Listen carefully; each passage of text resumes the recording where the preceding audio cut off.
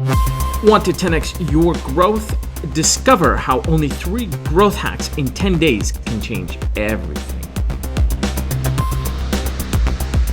Welcome to the 10-Day Growth Hacking Challenge with your host, Nader Sabri. Today we are here with Mohammed Zakaria, better known as Zach, with Humd, an online marketplace that solves the problem of finding printers that can do things for you at very effective prices and with good quality.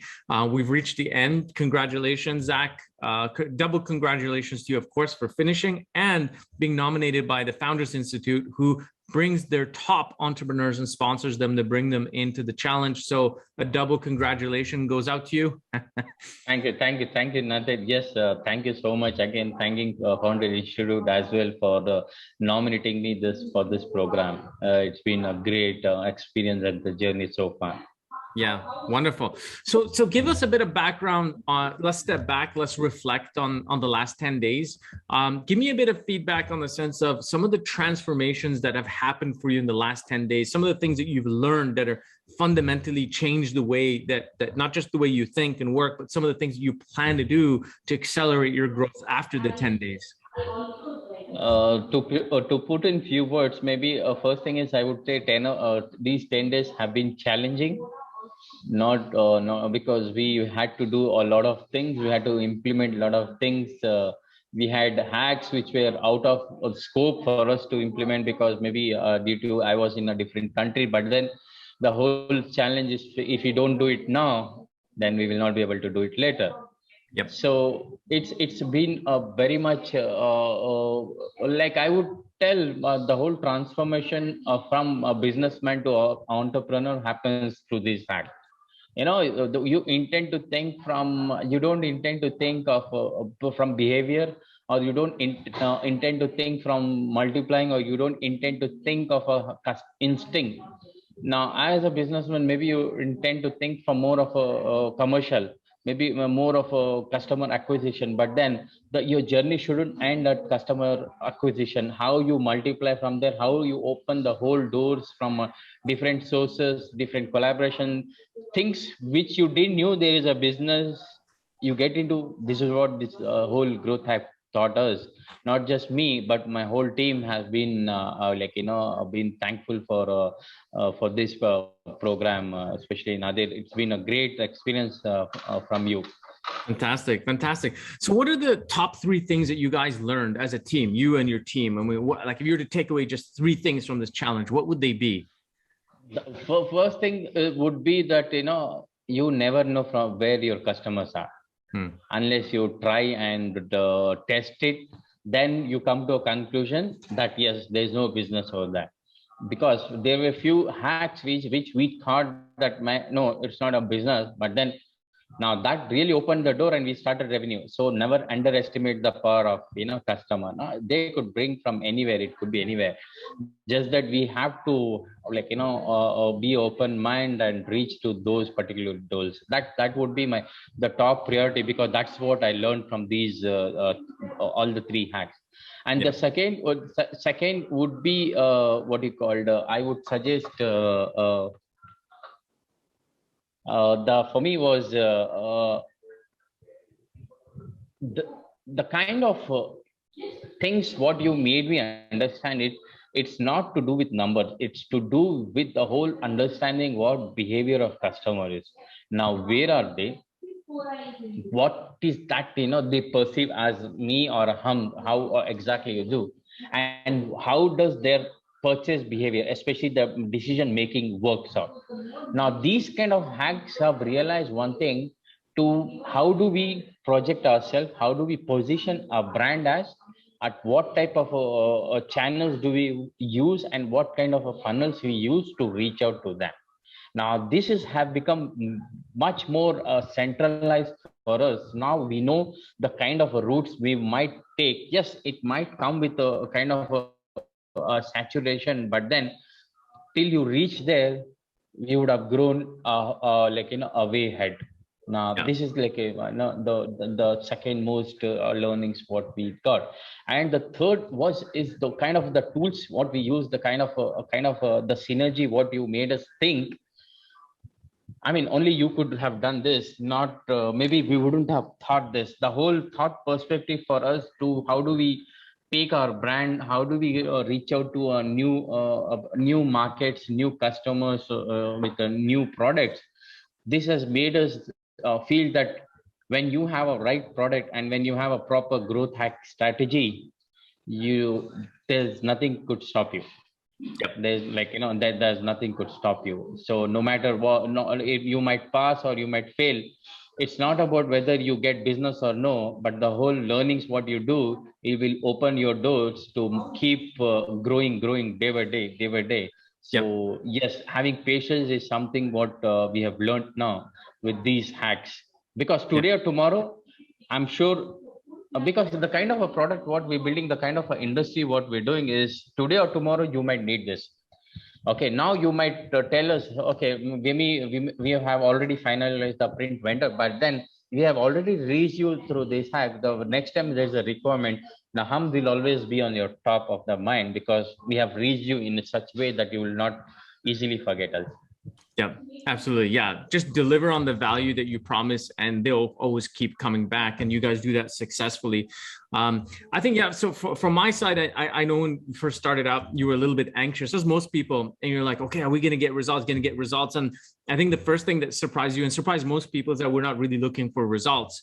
We're looking for the signals. And this is so important because it actually has a psychological impact. And I saw it happen with you and so many people where, wow, okay, the weight on your shoulders have just gone away and you're just open to explore. And that's how, if you notice in hack number 3, you became so open to exploring, you identified a behavior with just a super low friction and high impact actually came naturally to you. In the beginning, as it is with everybody, it's kind of like, okay, how do these things come together? Will it actually work? And that's one of the biggest things. People are like, is this actually going to work? And I tell them, listen, it is going to work, but you just have to put in the work to make it happen. And there's some principles in which we use that guide us in this method. And the method has obviously helped so many people beyond 10X. And in your case, I'm sure with the consistency of these foundation growth hacks, they will 10X you.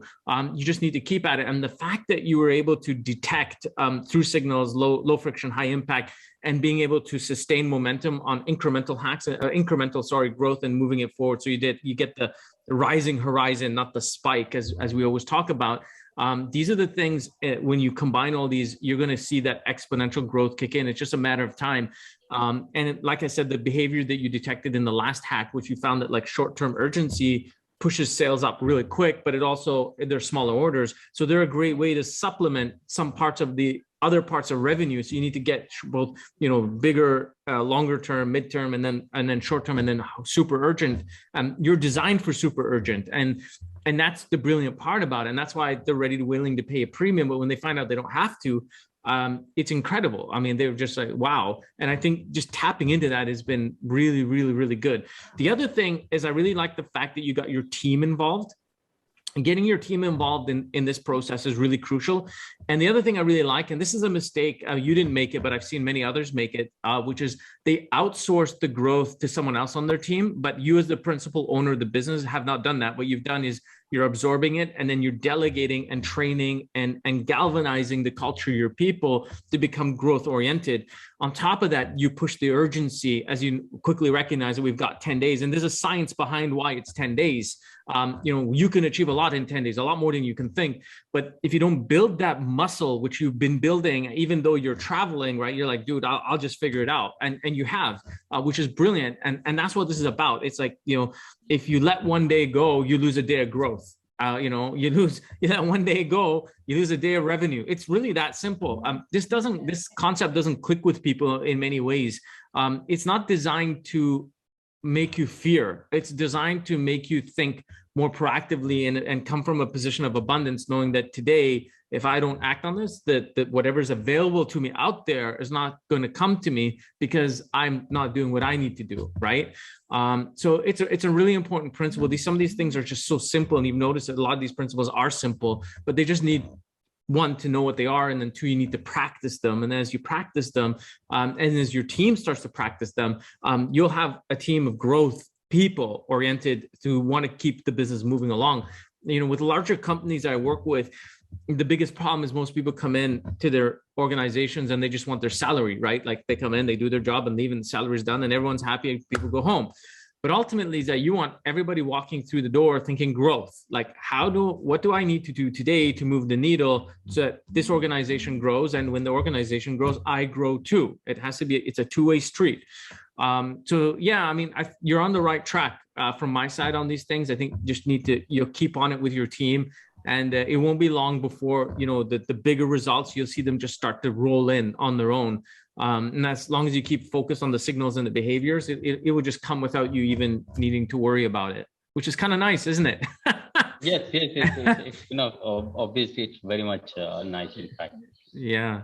Wonderful. So last thing, so anybody tuning in, if there was something you wanted them to learn that you've learned that you'd like to pass on to them as like one piece of advice, what would that piece of advice to everybody watching right now that they can learn from you when it comes to growth hacking?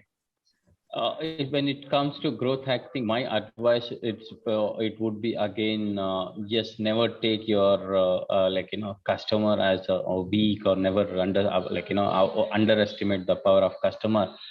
Try to explore every possibilities before you come to your own experience, before you come to your own conclusion.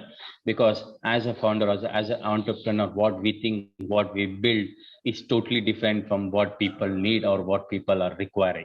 So that's a kind of my advice would be that, to get on the ground by yourself, understand, learn, connect with the people, learn from them.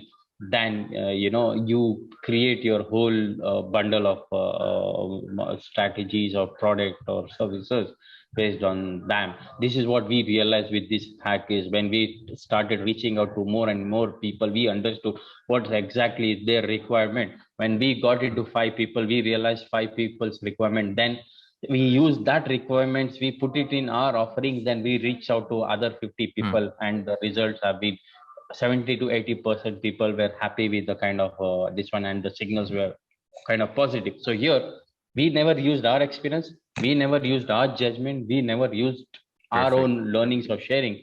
We went by customers' experiences, we went by customers more on experiences. Yeah, wonderful. I like that. The message, like, remove the filters and just step into your customer's shoes, spend time with them, be on the ground, and listen and respond and test so that you know what is it that customers really want. And you don't really know until they take action, because they'll say yes, yes, yes, and then when it comes down to doing something is different. But figuring out that gap quickly as possible, and it's easy to do. You can bridge the world of just having a bunch of ideas and theories to actually getting results. Yeah, I like that. I think that's a really good piece of advice. Awesome. Yes, it's like when you throw a set of a product, everyone will pick the products, but who will pay for that product? Is that where you'll realize with the truth is. So before we throw, we should know what we need to throw. Yeah, 100%. There's a specific name for this in market research where I don't remember the name of it, but they go and research and like, hey, if you got this product for $10, would you buy it? And all these people say yes. They take the product to market for $10 and nobody buys it. And they're like, well, what happened? The research said it would work, but it didn't. You see, there's a name for this. I don't quite recall, but anyways, nonetheless, I think that's really awesome. As you know, as part of our challenge, I mean, we have a pay it forward system. That's a way of us passing on the energy and the baton onto other people who fit obviously the requirement, but also can completely benefit from what we offer here in the sense of the challenge, the methodology, and helping them move the needle as well. So over to you. Who are your 3 nominees to bring them into the challenge next? Maybe I would nominate my founder institute, other colleagues, maybe Prijendra Chowdhury and Hatem. Maybe I would pass on to information about them because I feel they have a good product and they have good potential to use this hack. And maybe I'm sure they're gonna learn from this, and they're gonna use these tools in their own product launch. Fantastic. Great. All right. So let's nominate them. All right. So As we come to the end, there's always one last challenge. I always throw as a surprise to all the contenders. As you know, in the book, we have 20 hacks that we do in here, and we've done 3 of them together in these 10 days. So I challenge everyone. At the end, there's 17 left, obviously. So you've done 3 and minus 20, you got 17 of them left. So I challenge you to finish the 17 in the next 60 days. If you finish them, I'll put you into my all-star program, which is being developed now. It's designed to get like the best growth hackers who go through the system to take them to the next level and get next level type of resources for them. So definitely, if in the next 60 days you finish the 17, we'll go through it and we'll get you into the all-star program. So that's the challenge I give you next, but I leave it to you. It's all in your hands. I'm gonna take up that challenge because at the end of the challenge, whatever you are throwing the challenges is the benefit is ourselves. We are the one who is getting benefit. You've been a very good mentor and you're throwing the challenges, but then when we are implementing these challenges, we are getting customers, we are getting paid, we are getting the money. So we want to use this opportunity to work on those even 17 hacks and see how we can get into completely whole growth hack and the next program of yours. Exactly. I know you've got so many hacks. You remember every time we talk about the additional stuff, I say keep note, because you can add them into the book and you start working on them. And that happens all the time. I mean, I had only one contender ever. She's finished the whole book prior to the challenge, which was incredible. I was like, what? She's like, yeah. She's like, I read it. I started designing, and in like 4 days, she'd mapped out like 20 hacks. I was like, okay, well, what are we gonna do with them? And she's like, well, we'll start implementing the first 3. And she doesn't know about the all-star program. And then I told her, it sounds like you've already done it. You just got to go implement them, and we'll see you in 60 days. So yeah, totally. I mean, as through the process, you'll start building many things. And as you said, we agreed to, we're doing the acquisition stuff. But as the acquisition stuff starts to build up, obviously you build more acquisition related hacks, but eventually you start building some retention hacks as well as your customer base grows. How to get larger basket size, how to get more of the same customers to refer new customers, and so forth. This stuff will come in later. So it's a great way of using, that methodology for the remaining of the stuff, but it's all up to you. This whole thing happens from the energy of the entrepreneurs and founders of the business themselves. We're just here to help with the method and get you into a structure that can make things move. And there we go. Thanks, Nadir. So I'm sure. Just a quick query. We spoke about this retention hack, right? Yes. So is this a part of that book, the retention hack? Well, it's up to you. I mean, listen, this is a design methodology. So we custom design everything, but the principles and all the governing structures are going to show you how to move from hack to hack. So it's really up to you. But the retention ones, I think we discussed some of them early on in our discovery call, if you recall, and then we decided not to do that because that wasn't really the immediate problem. Let's get more customers in by acquiring and then deal with retention hacks later. But if I was you, I mean, my recommendation is continue on acquisition until you reach a certain number that's in your mind. Like set a target. It could be your first 1,000 customers or 10,000 customers. And at that point, you can start looking at retention strategies because you've got the volume there. It's really up to you. There's no right or wrong, but at some point, you're just going to have to really focus on acquisition, then kind of shift over to retention once you hit that kind of threshold that you're thinking about. Yeah, yes, totally agree with you. I'm gonna wholly focus only on customer acquisition currently, and then maybe later on, once we have reached a potential target customer, then we will think over the whole retention hack. 100%. So you can probably use the remaining 17 hacks. They're just like all acquisition hacks, right? And the cool thing is, once we built this foundation, you've been applying it, so you can build the remaining of them on further applications, and every time you can enhance the foundation hack by updating it and then reapplying it as you move forward. And because you'll learn many things from every different application by channel, and then you'll have just a multitude of channels and you'll know how they all behave, and then you've got like an acquisition machine in place. And that's powerful, man. That's powerful. Yeah. Yes.